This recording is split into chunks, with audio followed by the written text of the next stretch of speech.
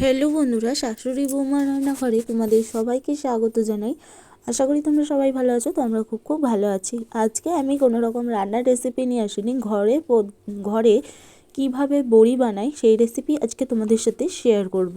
তো বিউলির ডাল ভিজিয়ে রেখেছিলাম, তো দেখো শিল পাটায় কিন্তু বিউলির ডালটা বেটে নিয়ে তুলে নিলাম। তো এবার দিয়ে দেবো স্বাদ মতো লবণ, দিয়ে ভালো করে ডালটাকে ফেটিয়ে থালার মধ্যে তেল লাগিয়ে নেবো। তারপরেই দেখো এরকম বড়িগুলোকে এক এক করে দিয়ে নেবো। তো আমার চ্যানেলে যারা নতুন, তো প্লিজ চ্যানেলটিকে সাবস্ক্রাইব করে পাশে থাকা বেল আইকনটিকে প্রেস করে দেবে। ভিডিওটি কেউ স্কিপ করবে না, প্রথম থেকে শেষ অবধি দেখার তোমাদের অনুরোধ রইল।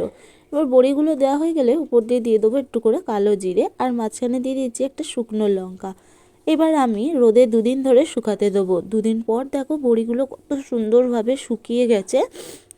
তো এবার কয়েকটা বড়ি তোমাদের ভেজে দেখাই।